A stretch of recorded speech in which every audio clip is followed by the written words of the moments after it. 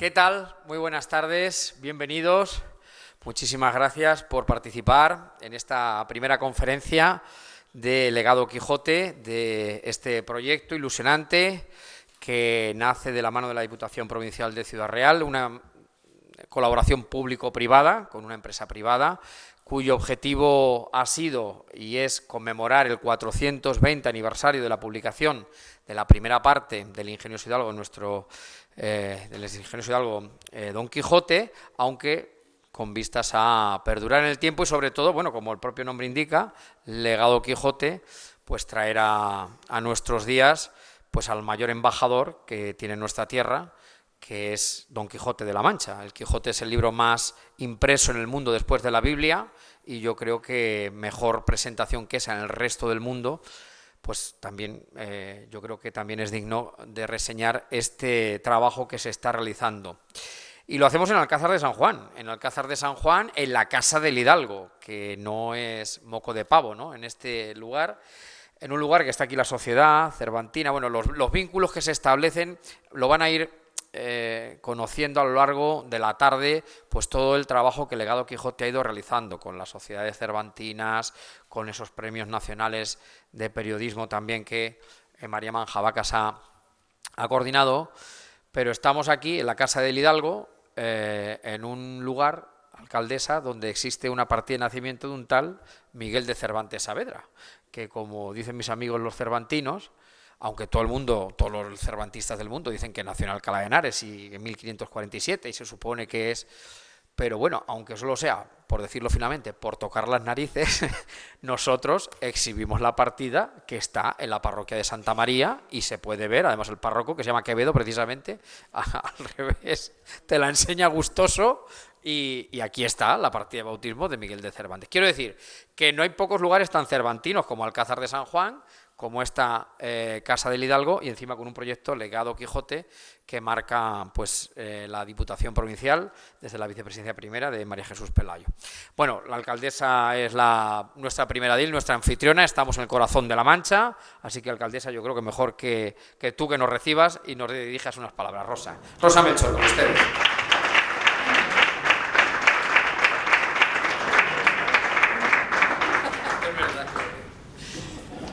Buenas tardes, vicepresidenta, buenas tardes, Roberto, María, concejales del equipo de gobierno, del resto de la corporación, presidente y miembros de la Sociedad Cervantina Alcazareña, vecinos y vecinas que nos acompañáis. Lo decía Javier y lo decía muy bien. Para nosotros es un honor y un placer poder participar esta tarde aquí y hacerlo en un lugar tan emblemático como es la Casa del Hidalgo. Los premios de periodismo y comunicación que forman parte de ese proyecto de Legado Quijote, que hace unos pocos días se entregaron en Ciudad Real, pues han hecho que hoy os tengamos aquí a los dos, que hoy podamos disfrutar de Roberto. Roberto, que además conoce bien Alcázar de San Juan, porque entre otros vínculos de los que tienes con nosotros, estuviste no hace demasiado tiempo de pregonero. De hecho, le preguntaba a Diego, al antecesor en estas responsabilidades de gobernar Alcázar que tuve, que viniste en el periodo en el que él gobernaba, y fue en el año 2011. Yo no recordaba exactamente qué año había sido, pero fue... Ya ha llovido, nunca mejor dicho. Por lo tanto, estamos contentos de volver a tenerte aquí. Y además, en unos premios que, en mi opinión, deben de invitarnos a recordar que la palabra, cuando es libre y honesta, sigue siendo uno de los mayores recursos y de las mayores herramientas que tenemos para transformar la sociedad. Y por ello me parece muy adecuado que unos premios que hablan de comunicación lleven el nombre de ese hidalgo cervantino, de Don Quijote, y que él, que representa clarísimamente la mirada valiente, la defensa de la verdad frente a la apariencia, la lucha, incluso a veces solitaria, cuando se quedó solo contra aquellos gigantes que en realidad él representaba y veía como la injusticia y la indiferencia. Y también, como efectivamente ya apuntaba Javier, también agradezco muchísimo y me satisface que este encuentro se celebre aquí, en Alcázar de San Juan, donde tenemos a gala y además custodiamos con muchísimo cariño una partida de bautismo de un tal Miguel de Cervantes Saavedra, nacido el 9 de noviembre de 1558, fecha que seguimos conmemorando año tras año y que defendemos que es el autor del Quijote. Y Javier decía, y yo bromeaba con él al subir, Todos los expertos dicen, algunos dicen. Esto tampoco es una cuestión, algunos dicen y nosotros de momento vamos a seguir diciendo, porque entre otras cuestiones, puede que sí, puede que no, pero como promoción mal no le viene al Alcázar. Por lo tanto, ¿por qué vamos a renunciar a una oportunidad tan magnífica como la que tenemos? Y en eso vamos a seguir. En este espíritu quijotesco, precisamente, es el que yo creo que inspira a muchos periodistas. Yo creo que a muchos de vosotros y de vosotras os inspira, y a muchos comunicadores que día tras día ejercéis vuestra labor con el compromiso profundo de la libertad de expresión. En tiempos en los que, por desgracia, nos hemos acostumbrado a que la desinformación se propague, permíteme la expresión, por hacerte un guiño, como una tormenta de verano. Lo falso se propaga muy rápidamente y luego hay que hacer muchísima pedagogía para reconducir y para poder explicarle a la gente cuál es la verdad de aquello que se está contando. Por eso yo creo que defender la libertad, en mi opinión, no es solo una obligación de los periodistas, sino que yo iría más allá. Es un derecho de los ciudadanos. Los ciudadanos tenemos derecho a ser informados con veracidad, con objetividad, con imparcialidad, sobre todo con esa profesionalidad que significa contrastar la noticia y saber lo que uno está contando, y yo creo que eso es un derecho a lo que los ciudadanos no podemos ni debemos renunciar. Yo creo que sin esta responsabilidad, que es una responsabilidad histórica, en verdad lo que está haciendo la sociedad es perderse varias cuestiones. En primer lugar, nos estamos perdiendo la capacidad de comprendernos. Si partimos de premisas que son erróneas, va a ser muy difícil que nos pongamos de acuerdo, que nos comprendamos, que nos entendamos unos con otros. Vamos también a perder la oportunidad de debatirnos sobre una base real, que son los hechos, y vamos además a perder la posibilidad de corregirnos. Vamos a poder caer en la tentación de repetir los errores históricos de hace no demasiado tiempo. Por eso yo creo que es muy importante vuestro trabajo y que se haga efectivamente como lo hacéis quienes hoy nos acompañáis aquí. Entre todos esos desafíos que yo entiendo que exigen hoy que haya una palabra clara, libre, valiente, destaca uno que, en mi opinión, ya ha atravesado fronteras, que está atravesando generaciones y que debería, digo debería porque por desgracia no siempre es así, también atravesar todas las ideologías y no detenerse en ninguna de ellas, como es el cambio climático. Que no será mañana, que además no será muy lejos, que es hoy y que es aquí. Yo, pensando esta tarde en qué deciros cuando me dirigiese a vosotros, recordaba 3 acontecimientos muy recientes y muy cercanos. Esos veranos con esas constantes olas de calor que traen aparejados en muchos casos esos incendios.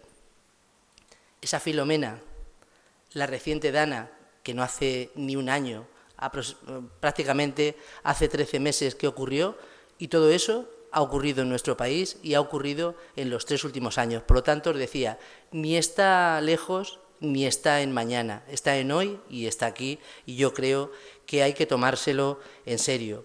No basta, en mi opinión, con describirlo, hay que explicarlo, contextualizarlo, hacerlo comprensible y no caer en el alarmismo, pero por supuesto, no caer en el negacionismo de lo que es una obviedad, de lo que ya es una realidad para todos nosotros. Y por ello se necesita un rigor científico y también sensibilidad humana. Se necesita sobre todo un periodismo independiente, que pueda decir lo que en ocasiones es incómodo, que pueda denunciar lo que algunos quieren que se oculte o que se calle, porque sobre todo es muy importante que se diga aquello que no se debe de olvidar. Por eso creo que hoy más que nunca todos los demócratas, que lo somos por convicción, y afortunadamente somos muchos, hemos de reivindicar un periodismo que, como Don Quijote, mire más allá, que un periodismo que se atreva a desafiar y a luchar contra las narrativas falsas, un periodismo que entienda que proteger la verdad no es ni más ni menos que proteger el futuro. En este contexto es de verdad para mí un honor que hoy celebremos aquí este encuentro, esta charla, que en realidad también lo que hace es celebrar la tarea de Roberto Brasero, cuya labor divulgativa ha sido siempre acertada en la meteorología y en el conocimiento climático, y ha hecho con su pedagogía que millones y millones de ciudadanos que no entendemos hayamos tomado cariño, y casi me atrevería a decir que muchos de nosotros, nuestra parte favorita de los informativos es cuando sales tú, cuando llega el tiempo. Por lo tanto, eso dice mucho, efectivamente, no solo de lo que haces, sino de cómo lo haces. Tu presencia en este acto nos honra por tu trayectoria profesional, que simboliza la importancia de comunicar con precisión, pero como te decía antes, haciéndolo sencillo, llano, para que todos te entendamos, con pedagogía, que influye en nuestras vidas cotidianas. Todos miramos a ver qué va a pasar mañana, que voy a la comunión de mi sobrino, o que tengo que irme de viaje, pero lo que no es menos importante, también contribuyes a algo que he mencionado antes y que va a influir muchísimo en el porvenir de la humanidad en su conjunto, no solo en nuestra cotidianidad y nuestro día a día. Creo que en los tiempos que corren es imprescindible que no olvidemos que la libertad de expresión no es un privilegio, ya lo decía antes, es un derecho de los ciudadanos. Que informar sobre el clima y sobre el cambio climático, en mi opinión, no es una elección estética, ni una cuestión de pose, de quedar más o menos bien. Creo que es un deber generacional. Tenemos la obligación y el deber. Y por eso, el legado de Quijote nos sigue inspirando a defender la verdad, incluso cuando soplen vientos y esos vientos sean contrarios. Quiero aprovechar, ya que no pude acompañaros el día 26 en Ciudad Real en esa entrega de premios, para felicitar a Roberto por ese merecido premio y en su persona hacer extensiva esa felicitación al resto de premiados y de premiadas. Y también, en todos ellos, representar a quienes cada día, como tú, ejercéis el oficio de comunicar con honestidad. Gracias por mantener viva la llama del espíritu de Don Quijote, con aquellos valores que todos tenemos claros, como es la búsqueda de la verdad siempre, la libertad, la crítica ante las injusticias y el equilibrio entre el idealismo y el realismo, que no son poca cosa. Hay que soñar, pero hay que ver qué se puede hacer con esos sueños. Por eso me parece que es imprescindible que en estos tiempos que corren sigamos apostando por la importancia del valor de la palabra cuando la palabra es verdad. Muchísimas gracias a todos.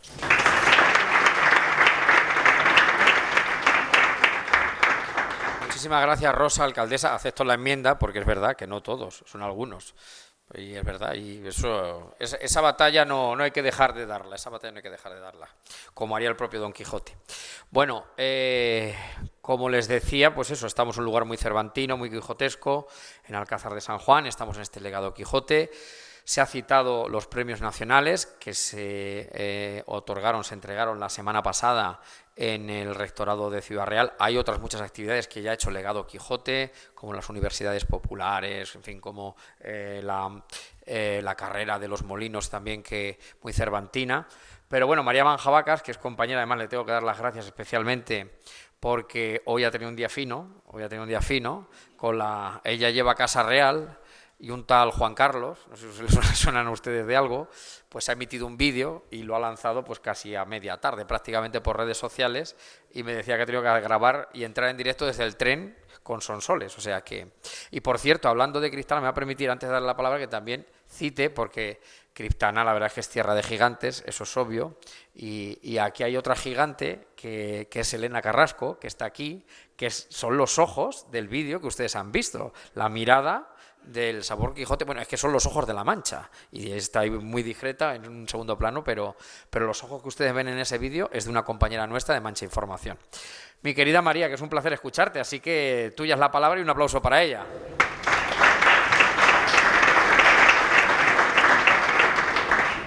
Una chuleta, como decía él, hecha en el tren, por aquí la noticia hoy del rey, y aquí, bueno, creo que lo voy a improvisar.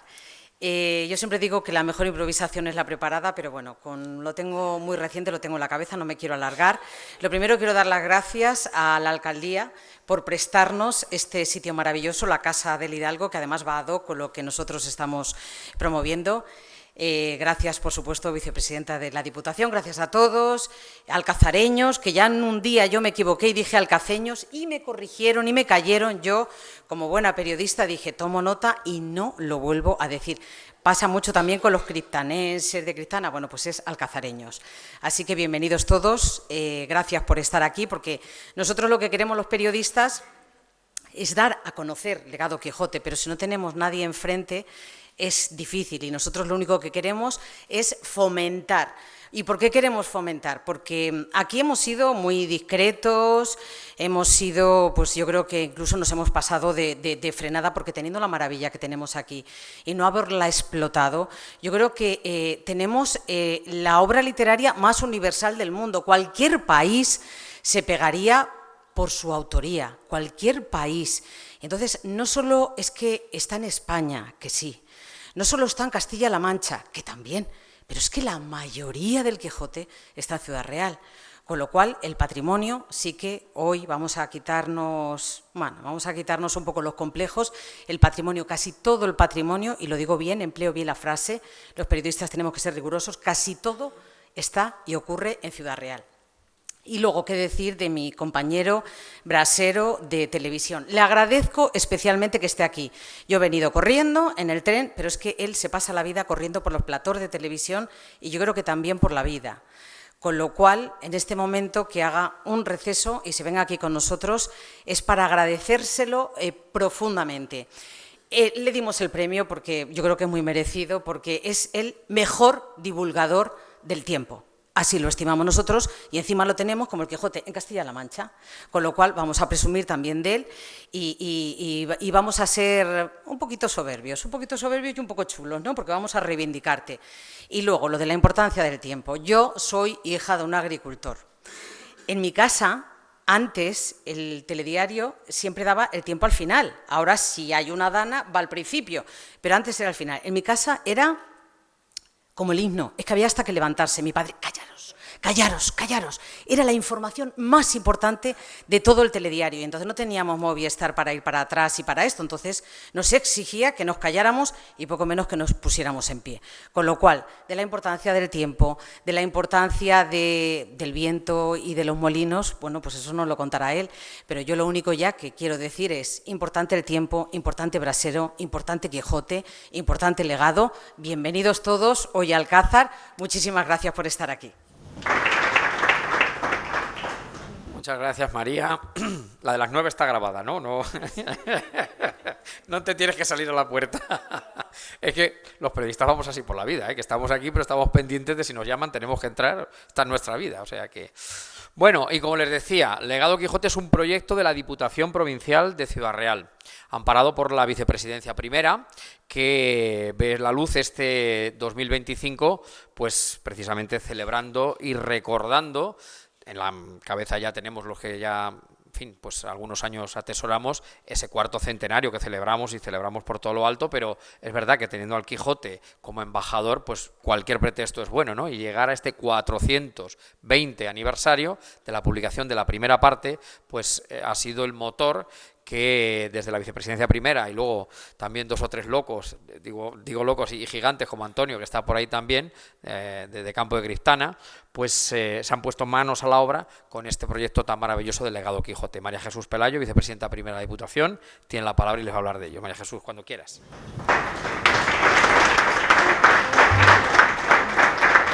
Muchas gracias, Javier. Es un orgullo escucharte y tenerte presentando estos eventos y estos encuentros, porque bueno, hilas muy bien y haces muy ameno luego tener que escucharnos a todos. Muy buenas tardes.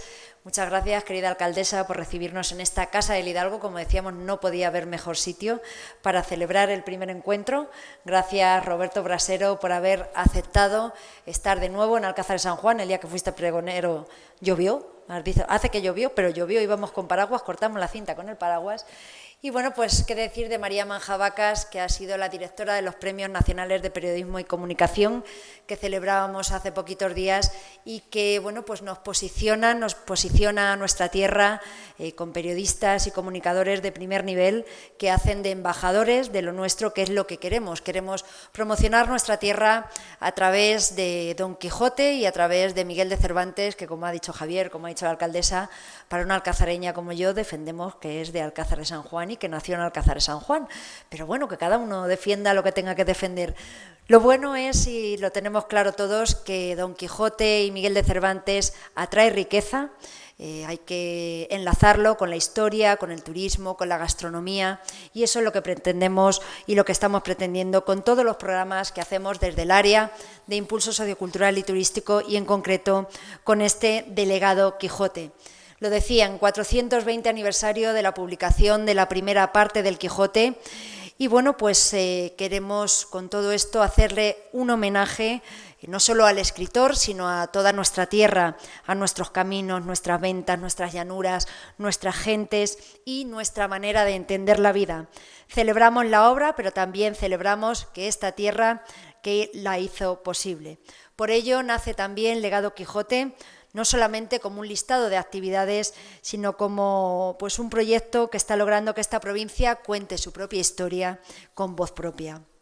Ciudad Real necesitaba una narrativa que uniera pasado, presente y futuro, y que el Quijote no podía ser solo un símbolo turístico, que también lo es, sino es un motor cultural y educativo, y ahí nace Legado Quijote, porque queremos que llegue a todos los rincones, y por ello, bueno, pues numerosas actividades, como os hemos contado, los premios nacionales, las actividades itinerantes que estamos haciendo en los municipios de la provincia, llevándolo a teatros, colegios, auditorios, a plazas, para que, bueno, a través de la comedia, a través de Agustín Durán, pues nuestras plazas se llenen de gente a divertirse, pero también a conocer qué tiene que ver su municipio con esta obra tan importante para todos nosotros. También formación con el programa de formación de agentes de territorio Quijote, más de 240 personas que están recibiendo formación, muchos de ellos también están aquí presentes. Agradecer a la Sociedad Cervantina, al Ateneo, a todas las asociaciones que custodiáis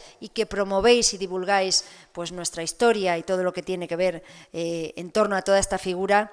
Y también quisiera recordar la carrera entre molinos, porque la carrera que hicimos es la primera carrera a nivel nacional, donde se hacía una carrera por relevos que tenía como motor y como imagen el enclave paisajístico de los molinos, el de Puerto Lápice, Herencia, Alcázar San Juan y Campo de Cristana. También agradecerle a la alcaldesa la colaboración para ese día, porque todo salió mejor de lo que esperábamos.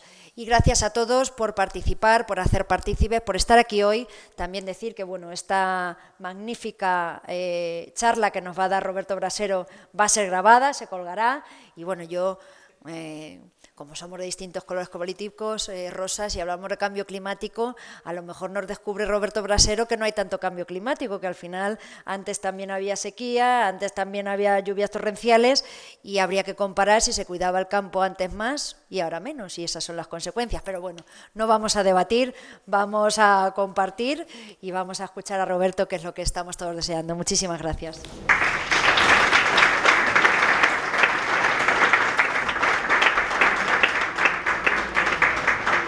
Muchas gracias, María Jesús, vicepresidenta. Bueno, llega el turno del protagonista, Roberto Brasero. Pues presentarlo, pues huelga, porque todo el mundo conoce a Roberto Brasero. Yo solo una cosa, porque es verdad que lo del Legado Quijote va, aparte del calendario de actividades, pero es verdad que me lo recordaba Antonio al principio, los valores, quiere defender los valores del Quijote, la justicia, la equidad, la verdad. Lo bueno de Roberto Brasero es que es de verdad, o sea, que es igual dentro que fuera, o sea, es palpable, reconocible. Yo he hablado, María, de que va corriendo por los platós. Yo no voy, a Antena 3 muy poco, pero alguna vez que coincido con él, pues un crack, o sea, está en 3-4 sitios a la vez, no para, el motor que lleva y transmite a la cámara, pues es el que realmente tiene su actividad. Talaverano, que es de Castilla-La Mancha, de Talavera, del oeste. Talaverano, como decía mi querido Gustavo Muñoz, que tú te acuerdas también de que fue un periodista talaverano en la ABC, el oeste toledano, tenía una sección que se llamaba así. Y es hijo predilecto de Castilla-La Mancha. ¿Lo eres de Talavera o todavía no?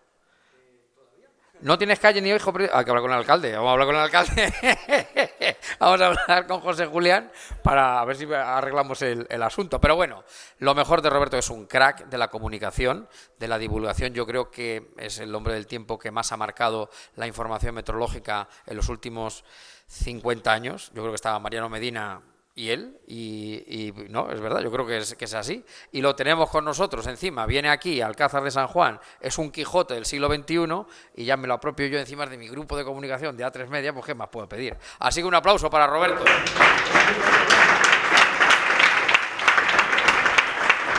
Oye, pues muchas gracias. Javier, gracias a todos por estas presentaciones que me han dejado sin palabras.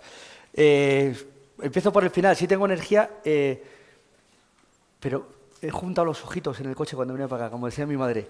Hijo, he juntado los ojos un poquito y eso me ha dado más energía para venir. Muchas gracias por esperarme, porque sé que, bueno, ya hemos llegado a puntos al final, pero siempre me gusta llegar un poco con tiempo para, pues eso, si hay fotos, saludar a las autoridades y tal, y luego que lleguemos al asunto y no hacerles perder el tiempo a quienes os habéis citado aquí teniendo otras cosas que hacer. Yo creo que nos vamos a sentir como en casa, porque, bueno, es la casa del Hidalgo y yo me llamo Roberto Brasero Hidalgo.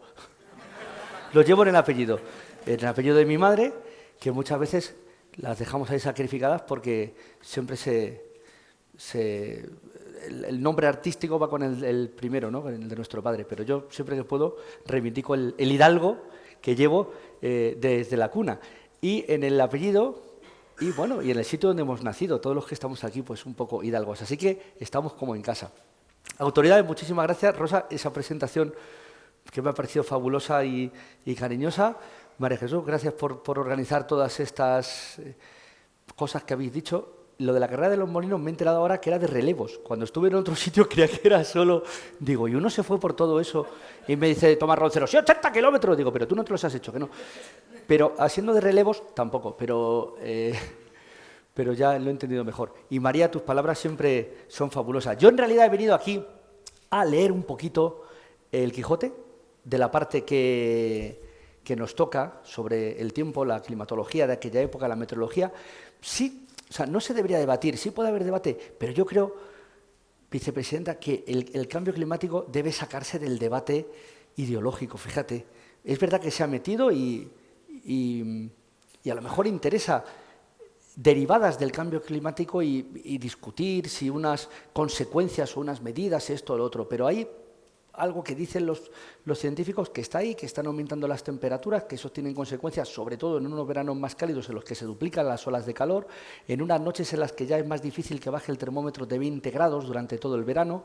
En Alicante se han llegado a 43 en este verano, y en inviernos en los que sí son más matizadas. Y no, las Filomenas son quizá los episodios extremos de unos inviernos que cada vez son más suaves y menos fríos. Si yo os pregunto a los más mayores si os acordáis de los inviernos de vuestra infancia, ¿no eran inviernos más fríos que los que estamos teniendo ahora? Sí, y en los inviernos de vuestra infancia ahora sí ha habido suficiente. 30 años es la unidad de clima, 60 ya son 2 unidades que tenemos para ir comparando. Dentro de otros 30 veremos cómo antes hacía más frío y menos calor en verano. Y ahora hace frío y calor, que eso es lo mismo de siempre. Sí, tenemos lo mismo de siempre, pero hay extremos de ese clima que se van incrementando. Y eso tiene unas consecuencias, unas derivadas, y luego ahí ya podemos discutir, hablar, y cada uno, y en su ideología, dirá unas y otras. Pero lo que dicen los científicos, y yo creo que a veces hay que escucharlos con esos datos, es que es un clima que a nivel global se calienta, y en este esquinita que vivimos nosotros del mundo, en la región mediterránea, aún todavía más. Ahora que he dicho mundo, me he acordado que yo he traído una programación. Aunque en realidad yo he venido aquí a hablar de mi libro. Esos los más mayores también bueno, los que tenemos una edad, ¿no? Francisco Umbral lo dijo yo he venido a hablar de mi libro. No de este, que está en las librerías, que lo podéis comprar. Esto lo he traído porque hoy, antes de venir, me he ido a pasapalabra. Yo cuando me dijo Antonio, vamos a hacer esta charla el 1 de diciembre, digo, qué día tan bonito, ¿no? Pero entre medias me dijeron, oye, el 1 de diciembre queremos grabar los programas que van 22, 23 y 24 de diciembre. Y digo, ¿cómo no? Es maravilloso. Y además aprovechas y vienes para vender tu libro. Y se lo he llevado ahí. ¿Qué? Porque van los actores. ¿Qué tienes que hacer? Pues yo estreno una serie o una directora. A mí me ha tocado con Vanessa Romero. Pues yo he hecho un cortometraje. Digo, si tú eres presentadora y actriz, sí, pero ahora soy directora y he hecho un corto. Bueno, pues ahí lo cuentas todo, te ven 2 millones de personas. Y digo, pues yo tengo un libro en las librerías. También hay que hacer. Y lo he traído. Pero no, he venido a hablar de este otro, en el que ya tiene unos años más, no tantos como los que hace desde que fui pregonero aquí. Es verdad que llovió, qué buena memoria, pero luego había venido antes también más veces, lo que pasa es que eso no nos acordamos. Pero lo voy a decir aquí porque a los jóvenes que estarán cubriendo estas noticias para los medios de comunicación, igual les ha aprobado un amigo mío que vino aquí de profesor de gimnasia al instituto, o a los más mayores les ha puesto la vacuna a su mujer que estaba de enfermera en el hospital. Y gracias a Quique y María Ángeles, que eran de mi pandilla de Talavera, que los trasladaron aquí, pues yo me venía a las ferias tan bonitas que tenían. Y muchos años después, como diría otro escritor, tuve el honor de venir de pregonero. Joder, ¿cómo decir que no, no? Es como que cuando te invitan, el esfuerzo que haces es venir, esfuerzo ninguno. Si no quieres, no vienes, pero si quieres es porque tú te lo vas a pasar bien o te interesa. Y por eso he venido y estoy muy contento de venir al pueblo que en su día acogió a mi amigo Quique y María Ángeles, y simplemente para agradecer que acojáis a los que también venimos de fuera. Eso ya sería un motivo suficiente. Y hablar de mi libro, sí, aquí hablo de muchas cosas, de cómo el clima ha condicionado la historia. El clima, sí, en general, condiciona capítulos de la historia. El clima es como si esto fuera un teatro, que también me recuerda al patio de comedias de Almagro. En el teatro necesitas un escenario, en el escenario se va a desarrollar una función, pero las bases del escenario, la escenografía y tal, eso, al final, el que te lo pone en pie es el clima. Si llueve más o menos, si los periodos son más secos o menos, si tienes que enfrentarte a un invierno duro en el que puedas plantar determinadas cosechas o no. Pues ese clima que ha ido cambiando a lo largo de la historia de la humanidad, porque el cambio se ha habido siempre, el de ahora es más acelerado y ya no responde solo a causas naturales, esos cambios del clima han condicionado la historia del planeta cuando no estaba el ser humano y la historia cuando empezamos a estar nosotros aquí también, y ya hay registros de ello, ¿no? Y esa tesis pues la desarrollé aquí y quedó muy bien. Hay un pequeño capítulo en el que hablo también de Don Quijote, del clima, y es de lo que vamos a hablar hoy. Del tiempo de Don Quijote, el clima de la Mancha del siglo XVI y la obra de Cervantes. Siglo XV, XVI, XVII. Aquellos años están enmarcados todos estos en lo que se llama la pequeña edad de hielo de Europa. La pequeña edad de hielo es un periodo en el que, cuando ya salíamos de una edad media que empezó con un óptimo climático medieval, que eran temperaturas altas y luego bajaron, luego subieron, empezaban a bajar en el siglo XV, en general en Europa, y sobre todo aquí en España en el siglo XVI y XVII, que fueron los años duros de la pequeña edad de hielo. ¿Qué es la pequeña edad de hielo? Que la ha definido así un historiador que se llama Brian Fagan, y ese concepto se ha hecho muy popular. Claro, no hay que pensar en glaciaciones como la del Cuaternario, que llenaban de hielo toda Europa constantemente, y había mamut y había otros elementos. No, hay que pensar en que los inviernos eran más fríos de los que estamos teniendo ahora, algunos veranos también eran más cálidos, y sobre todo las variabilidades del clima eran tremendas, tremendas. Pero en aquel caso, y a diferencia del que tenemos ahora, tirando hacia lo frío, igual que ahora las variabilidades extremas nos tiran hacia lo cálido. Y era frecuente en aquellos tiempos, y era lo que los diferencia de ahora, ver nevadas, ver helarse los ríos, tener temporales que dificultaban el desarrollo de aquella sociedad que venía incipientemente creciendo. Siglos XIII, XIV se duplicó la demografía, siglos XV y XVI se empieza a frenar. Ahí también tiene importancia el tiempo. Si tuviéramos un satélite Meteosat de aquel siglo XV, podía ser este. Este podía ser un día de invierno de heladas, un día de invierno en el que hubiera nevado, teníamos nevadas en nuestras montañas, en los Alpes, pero que las nevadas ya eran constantes y fijas y no se quitaban en los países escandinavos o en el norte de Europa. Y en el resto no teníamos nieve, pero a lo mejor teníamos heladas, inviernos de esas heladas de radiación como la que hemos tenido hoy, que también casi aquí habrá rozado, o la semana pasada ya empezó a apuntar, pues comenzaban casi acabado el verano y persistían hasta finales de la primavera. Se extendían los días fríos, los meses fríos y los elementos que caracterizan el invierno, como la nieve y la helada, por muchas zonas de Europa. Si tuviéramos que buscar una imagen del Meteosat, si no un mapa del tiempo, si hubiera un meteorólogo de la época de Cervantes, podía ser estos. Con un anticiclón como el que tenemos ahora, muy potentes. También son los que frenan la llegada de las borrascas, de las lluvias y propician las sequías. Pero esas borrascas pasan por algún lado y por eso te dejan nieve en otro sitio. Y entre el ciclón, que además mueve las masas de aire de esta manera, y las borrascas que lo mueven de esta otra, ocurre que se crean esos pasillos de viento donde el aire que normalmente tienen en el norte de Europa, pues te llega aquí. Y piensan los estudiosos del clima que en aquellos siglos de la pequeña edad de hielo, 15, 16, 17, en el caso de Europa 18 también, hasta principios del 19, esta situación sinóptica era mucho más frecuente, mucho más probable, y era que le dominaba el patrón del tiempo. Igual que ahora es más excepcional. La tuvimos la semana pasada. Podría haberme traído el mapa la semana pasada o hace 10 días, tuvimos esa invasión de aire polar. Igual, el anticiclón se había subido un poquito más de las Azores y la borrasca la tenemos por Dinamarca y te metieron ese aire que hizo bajar de golpe las temperaturas y nos trajo un anticipo del invierno y en Sonsoles salimos a contarlo y los informativos, como bien decía María, casi abren con eso, que es noticias y sobre todo cuando se produce antes. Pero sí, este patrón del tiempo, o sea, la idea es de lo que domina, no lo que ocurre una vez, dos o es noticia, sino lo que es frecuente y lo que domina el tiempo. Y según los estudiosos de aquella época, era el patrón que dominaba la mayoría de los inviernos de los años de esos siglos XV, XVI, XVII, XVIII.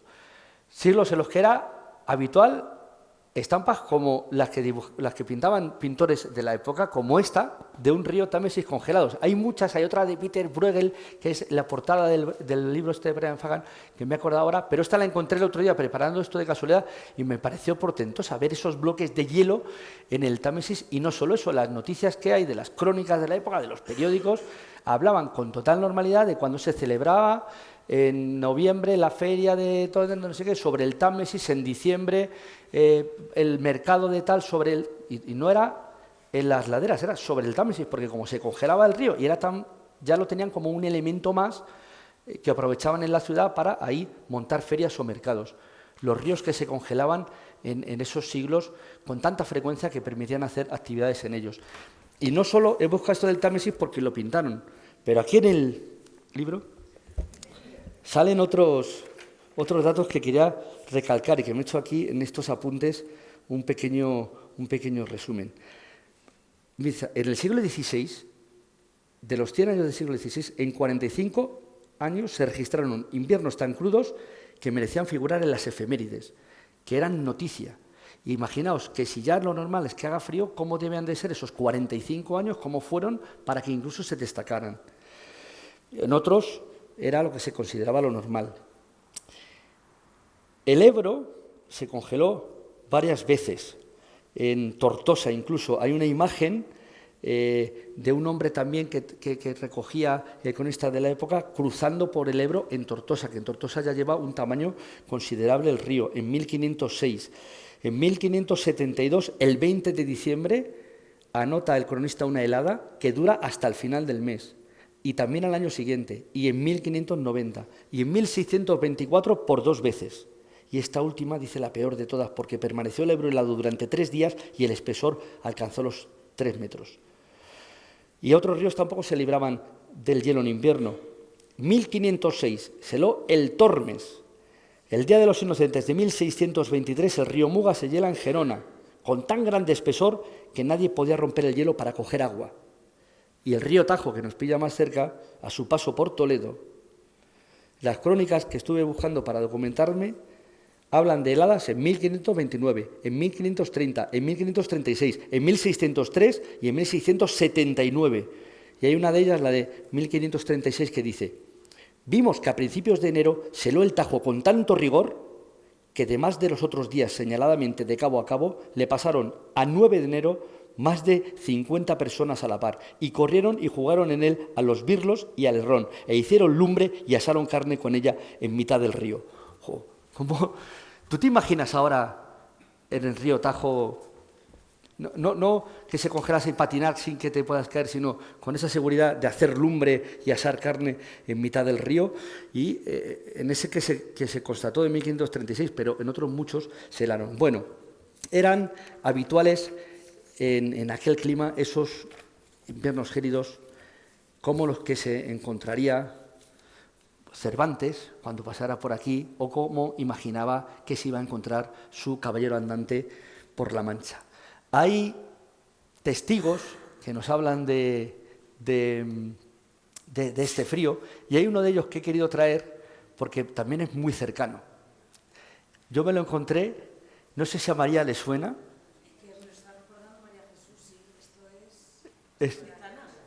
Esto es el Pozo de la Nieve de Campo de Cristana, efectivamente. Porque el clima condiciona la historia y deja huellas.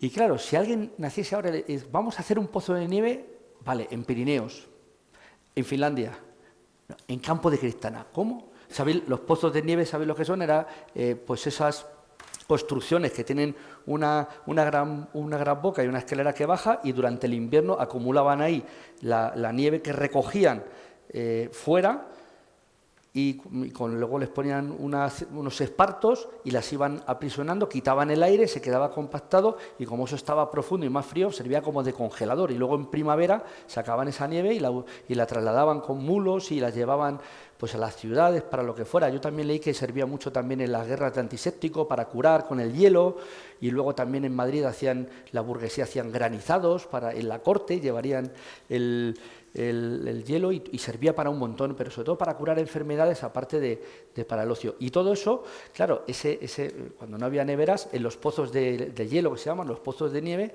y si tú haces un repaso por la España del siglo XVI, hay pozos de nieve en Almería, hay pozos de nieve en Málaga, hay pozos de nieve en Campo de Cristana, y tú dices, ¿cómo va a haber pozos de nieve donde no nieva? Que tiene que venir una Filomena para que te caiga algo de nieve, que es algo extremo, que solo sucede con un periodo de retorno de 500 años y cae. No, pero entonces era tan frecuente que había construcciones que se hacían para recoger la nieve en lugares como Campo de Cristana, en plena Mancha. Y esa era, amigos, la Mancha que se encontró Cervantes y que se encontraría Don Quijote, muy fría y a la vez también muy árida, porque tampoco eran las lluvias beneficiosas que te podían llegar en primavera y que te ayudasen a mejorar la cosecha. No, las lluvias eran escasas, y también hay numerosos datos que hablan de la preeminencia de años secos.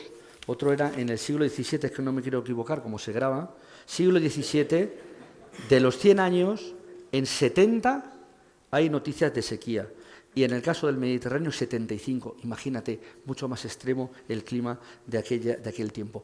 Y entonces, claro, ¿qué había entonces? ¿Y cómo sabemos todo esto? Hay fuentes que estudian los paleoclimatólogos, que estudian los anillos de los árboles, el hielo precisamente, cuando meten ahí los testigos de hielo y van sacando y analizando cómo era el aire que se queda atrapado en esas burbujas de hielo, en los fósiles, todo eso. Pero ya cuando hablamos de historia y hablamos del siglo XV y XVI, hay fuentes documentales de las crónicas de los historiadores, y hay muchas de los archivos parroquiales, que en ese mundo extremo, de mucho frío o de sequías, pues los santos no descansaban, y tenían todos los días a los santos de trajín, y los sacaban bien para que lloviesen, las rogativas pro pluvian, o bien para que se calmase el tiempo y dejase de hacer frío y dejase de hacer temporales, que eran las rogativas pro serenitatem. Y entonces los historiadores del clima también se van mucho a las parroquias y a los archivos, y viendo las rogativas que habían hecho y que habían pagado en su caso y habían sacado el santo, pues ahí también inferimos qué clima o cómo podía ser el clima, en este caso, de la Mancha de aquel tiempo. Hay otro dato ahí que yo recuerdo de la Catedral de Tarragona en 1500 y pico, que al revés, que la nota que tenía apuntada era que pedían al canónigo permiso para poder abanicarse en el coro, del calor que hizo ese año. Era noticia y todo eso, también lo aconsejaban. Y en el caso nuestro, el otro día, cuando preparaba esto con un amigo, que me ayudó a pedir a la IA una ilustración, es que lo tengo que decir porque esa está hecha a la IA. Búscame una ilustración de unas rogativas de tal, y te espera. Y me dice, yo me acuerdo que si había un cura en mi pueblo que les dijeron que sacara al santo de procesión para que lloviese, y dijo, bueno, yo si vosotros queréis lo saco, pero ya he visto en la tele que no va a llover. Que los próximos 3 días no va a llover. Entonces fue un cura muy, muy sensato, y dijo, no me guardo cestillo. Y también sirven, en este caso, estas obras, las crónicas periodísticas de su época, los archivos parroquiales y las obras literarias. Y entonces el Quijote también es fuente de conocimiento de ese tiempo, que lo que escribe Cervantes coincide con los que los historiadores han ido dibujando de ese marco de clima. Y en la obra de la referencia de Quijote hay episodios de frío y de calor, cómo no, y hace referencias a ellos. Y hay episodios de sequía, con los que también eran tan familiares encontrarse, que los introduce de una manera... ¿Vamos para atrás? De una manera... y los introduce en el Balbar. Y hay un solo día de lluvia. A lo mejor 2. Aquí hay también debate, porque autores hay que dicen que la primera aventura del Quijote fue la de los molinos de viento. Así empieza la segunda parte, que yo tenemos un hermano en La Salle que nos... Autores hay que dicen, y estuvimos 15 días con el dictado ese. Bueno, pues autores hay que dicen que en el Quijote llueve 2 ocasiones, como un meteorólogo que escribió para el 400 aniversario también un artículo, un estudio, y que se guarda en AIMET, en los blogs de AIMET, si alguien lo quiere consultar, y hace referencia a 2 episodios. Pero el que ha quedado para la historia fue uno que cita Borges, Jorge Luis Borges, que dice que yo recuerde, en el Quijote solo llueve una vez, y en ese se han basado todos los estudiosos, y es el que luego leeremos y repasaremos con todos ustedes, si les parece bien. Pero, gracias compañeros, si os parece empezamos hablando de la sequía. Capítulo 52.1. Era el caso que aquel año habían las nubes negado su rocío a la tierra, y por todos los lugares de aquella comarca se hacían procesiones, rogativas y disciplinas, pidiendo a Dios abriese las manos de su misericordia y les lloviese. Y para este efecto, la gente de una aldea que allí junto estaba venía en procesión a una devota ermita que un recuesto de aquel valle había. Y esto da origen a otra aventura y a otro encuentro, en este caso generado por una de las rogativas de las procesiones para la sequía. Esa ilustración, por cierto, también la hizo la IA. Búscame algo del Quijote relacionado con meteorología, y te pone una tormenta, y luego te dice, ¿así más realista o más tipo cómic o más...? Y digo, bueno, déjalo así ya, que me tengo que ir a pasapalabra, que no tengo tiempo. La sequía presente en Don Quijote. ¿Qué más? Seguimos avanzando, seguimos leyendo en este trocito que tenemos. El calor, ¿cómo no? El calor. Es verdad que tenemos calor, es verdad que los periodos son extremos, pero el calor no es ajeno a nuestro clima y no es ajeno a nuestra tierra. Y así lo ha sido desde mucho tiempo. Lo que pasa es que lo que antes era, ahora es más. Y en ese caso pasa con el calor. Pero el calor está presente en muchos pasajes de Don Quijote, que además son fabulosos de leer, porque también nos hablan uno de la enfandosa siesta del verano. En mitad del ardor de la más enfandosa siesta del verano, tendido sobre la ardiente arena, cómo escribe Cervantes, todo te da calor. El calor y el día que allí llegaron era de los del mes de agosto, que por aquellas partes suele ser el ardor muy grande. La hora, las 3 de la tarde. ¿Cómo no va a hacer calor en La Mancha en agosto a las 3 de la tarde? Y sin duda los desposorios se celebraron en el frescor de la mañana y no en el calor de la tarde. Había diferencia entre la noche y el día. Esto los meteorólogos lo llaman amplitud térmica. La amplitud térmica, que también con lo de que es a la viña lo conocéis, que os viene muy bien para darle fuerza al vino.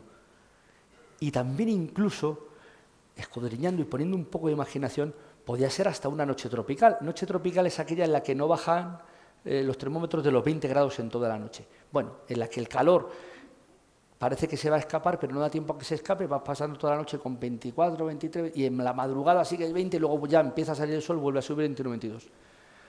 Pues estaba Don Quijote velando armas, mató las velas, hacía calor y no podía dormir, también nos suena. Levantóse del lecho y abrió un poco la ventana de una reja que daba sobre un hermoso jardín, y al abrirla sintió y oyó que hablaba la gente en el jardín, y le da lugar a otra historia y otra aventura propiciada porque el calor nocturno le ha impedido dormir. Bueno, el calor y la sequía presentes en la obra de Don Quijote. ¿Y qué más? La lluvia. Ya con esto voy a terminar, pero bueno, aquí hemos venido a hablar de mi libro y a leer el Quijote. En el capítulo 21.1 dice Jorge Luis Borges que es donde él encuentra, o que él recordara que se puso a llover. Pero lo recuerda porque es un momento clave, me parece a mí, para todo lo que después tenemos de la figura del Quijote, o para uno de sus elementos. En esto comenzó a llover un poco, y quisiera Sancho que se entraran en el molino de los batanes. ¿Y qué pasó ahí? El yelmo de Mambrino. Y el origen del yelmo de Mambrino fue pues que se encontró el hombre con la lluvia y se tuvo que poner lo primero que encontraba, que era del barbero que venía, y para él era el yelmo y era la bacina del barbero. Pero a partir de ahí, en la figura del Quijote no la podemos imaginar sin ese yelmo, que además nos dice mucho de alguien que imagina, como decía la alcaldesa, y tiene la cabeza en las nubes, pero que hay que tener también los pies en el suelo. Bueno, pues el Quijote muchas veces tenía la cabeza en las nubes y para él la bacina era un yelmo. Empezó a llover cuando entraba en la venta y venía el barbero y traía una bacía de azófar y quiso la suerte que al tiempo que venía comenzó a llover y porque no le manchase el sombrero, que debía de ser nuevo, se puso la bacía sobre la cabeza y como estaba limpia, desde media legua le relumbraba. Y ahí ya teníamos la figura del caballero andante, vestido con su armadura y coronado con un yelmo de mambrino. Y en esa aventura, amigos, estuvo presente la lluvia, la única vez que llueve en el Quijote. Bueno, pues hasta aquí hemos llegado a la lectura del Quijote, pero no me puedo marchar de aquí sin hablar del viento de los molinos, que es lo que quería Antonio Lucas que hablase. Y digo, pues venga, una foto de molinos. Esta no sé cuál es, no sé si será de Campo de Cristana, ¿solo de Campo de Cristana? ¿El de Sara Montiel? No. Pues no. Bueno, pero estos me interesaban. Solo de Alcázar, ¿eh? Hay debate. ¿Ves cómo no quería yo traer molinos? ¿No serán de Mota del Cuerno? No, Cuenca no, de Ciudad Real. Bueno, estos son de Wikipedia, la foto, pero me venía muy bien porque, bueno, ahora el tiempo es lo que es. 2011, yo creo que me vine aquí a Alcázar. Mira, esto no tenía pensado contar, pero así fue. 2011 empieza Tu Tiempo. Tu Tiempo es un programa en el que Antena 3, la parrilla era distinta de ahora y surge una necesidad que es básicamente un poco rellenar la parrilla y yo estaba ahí haciendo el tiempo que duraba 5 minutos y dijeron, pues haz un poquito más y acabamos haciendo 20 minutos, que ya es un programa en sí. Luego le metieron publicidad porque empezó a funcionar, entonces ya sí tiene publicidad y crecía casi a los 28 o 30 minutos, que es un programa, y hacíamos reportajes. Uno de los primeros que hice, bueno, el primero, me vine yo aquí a recoger melones y sandía en Tomelloso, que salía con uno que se llama Eugenio, que a lo mejor le conocí de Eugenio, y entonces le conocí ahí, nos vinimos y tal, y no sé qué, era muy fabuloso. Y yo decía, Eugenio, estos son melones, y él decía, estos son melones y estos son sandías. Sí, pero esa está planchada, que le ha dado el sol. Y ahí eran reportajes en los que contabas cosas del tiempo y de la tierra, y eso gustaba mucho. Aquí La Tierra lo hace ahora a diario con mucho éxito en las tardes de televisión española. Pues eso en 2011 lo empezamos a hacer en Tu Tiempo, y el primer reportaje fue ese, que no le quería contar. El segundo, al año siguiente, claro, dijimos, aniversario, un año de Tu Tiempo, pues vamos a celebrarlo. Y nos volvimos ahí y lo que hicimos fue un gazpacho. Porque quería hacer el gazpacho manchego, pero era muy difícil hacer un gazpacho manchego. Hicimos el tradicional con los tomates de la huerta de Eugenio y tomates y no sé qué, no sé cuántos, y hicimos esa historia. Pero fíjate, y lo celebramos porque creo que va a ser el último, y estuvimos 13 años en las tardes de Antena 3, un programa que creció, luego menguó y bueno, y luego cambió la programación y lo que fuera. Pero ¿por qué quería contar esto de Tu Tiempo y de los reportajes? Porque en ese primer año, otro de los reportajes que yo quise hacer, y en ese caso no vine yo, vino Alicia, una de las reporteras, tenemos Alba y Alicia. Alba presenta ahora los deportes del fin de semana, por cierto, Alba Dueñas. Pues no sé si Alba Dueñas o Alba Alicia, una de las dos, se vino a hacer un reportaje de los molinos. Éxito, y éxito de audiencia. Y tú estabas a las 4:20 de la tarde, es verdad que íbamos después de Pasión de Gavilanes, que eso también nos ha ayudado mucho. 4:20 de la tarde, bueno, o esa ya se había acabado y... Bueno, 4:20, en la otra cadena había Sálvame, que cuando empezamos, claro, pues nos dejaron Sálvame, era inexpugnable y tal, y luego al final, pues vieron, y tú sabes lo que te llena de orgullo, la gente que se quedó viendo cómo funcionaba un molino de viento, que no se le habían contado nunca a lo mejor, casi tanto, porque no les ganábamos, pero casi tanto que en el patio de al lado estaban con sus disputas y sus discusiones y tal. Mira, pues algo que llevan. Y yo lo vi, y yo fui el primero que lo vi.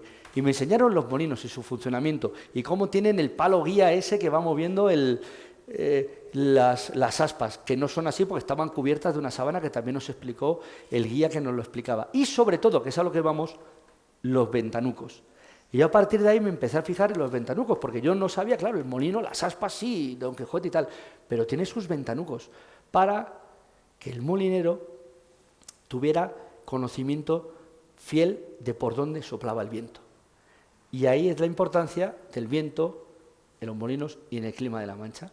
Y tenía todas las ventanas abiertas a los distintos vientos que pudieran venir. Y los distintos vientos tienen distintos nombres. Y eso es muy bonito. Y en cada sitio también tienen sus nombres. Aquí tienen los vuestros, que son distintos a los que tienen los gallegos. O los que tienen en Cantabria, que tienen un viento del oeste que le llaman el gallego.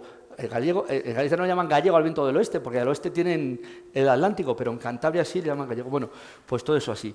El solano es el viento de donde sale el sol, el viento de levante, viento húmedo cuando llega al levante, el que aporta la humedad, el que es jodido cuando tienes luego una capa de aire frío como la de las danas, que te pueda generar problemas. Pero el viento de levante, cuando entra hacia la meseta, se recalienta, y aquí llega el solano, un viento cálido.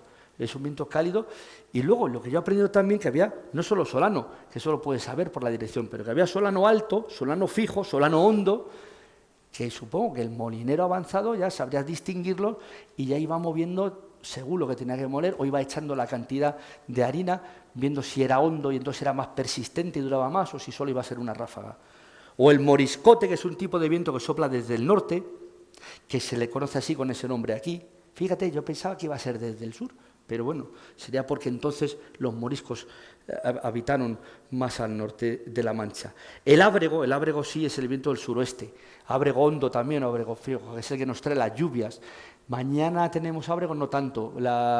Hace 15 días sí, bueno, marzo este marzo de este año fue un marzo de ábregos constantes aquí, que son los que te entran del suroeste, que son húmedos, son fresquitos y que además cuando chocan aquí con los montes de Toledo descargan y tenemos las lluvias que nos vienen bien y que riegan las viñas y que te ahorran luego pues disgustos cuando se acerque la sequía. El cierzo también todos los conocemos, el noroeste, así lo llaman en el Valle del Ebro, es un viento frío, recio, el cierzo, pero también aquí le llaman toledano, porque toledano es un viento que sopla del noroeste, según la lista de vientos locales de Castilla-La Mancha, en el glosario de Emet. Se caracteriza por venir de esa dirección. O sea que el toledano es nuestro cierzo. Y el matacabras también. El matacabra, muy bueno, tampoco tenía que ser. Y el viento del mediodía, pues sopla desde el mediodía.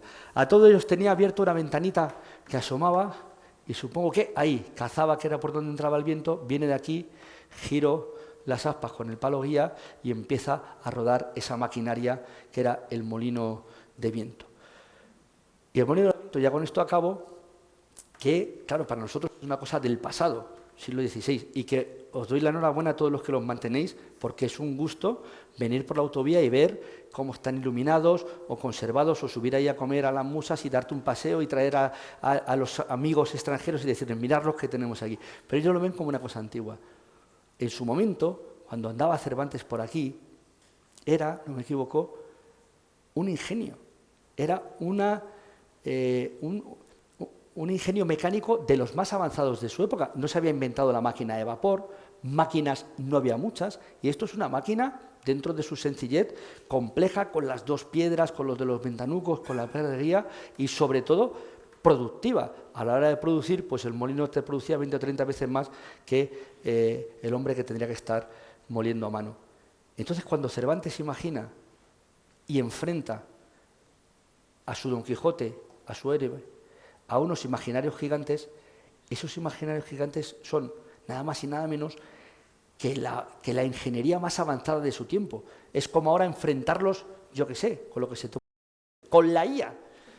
Pues tanta estima tenía Cervantes en Don Quijote, que no solo le ubicó en la Mancha, sino que le enfrentó a lo más avanzado que era en su época y salió victorioso y corrió todas esas aventuras que ha dejado para la historia y que, como decía María al principio, hacen que nosotros seamos conocidos en todo el mundo. Y es algo que yo creo debemos llevar con orgullo. Este rinconcito, esta mancha que ves si te subes al espacio y te asomas, en este caso desde la ventanita de la Estación Espacial Internacional, ahí abajo, de esa parte tan iluminada de Madrid, ahí esa mancha un poco oscura, que aquí no tenemos tanta luz afortunadamente, eso es universal y en todo el mundo nos conocen gracias a este personaje del que hemos hablado hoy y hemos aprendido un poquito más de su clima y de su tiempo. Muchas gracias. Y estoy orgulloso. Muy bien. ¡Qué concentración!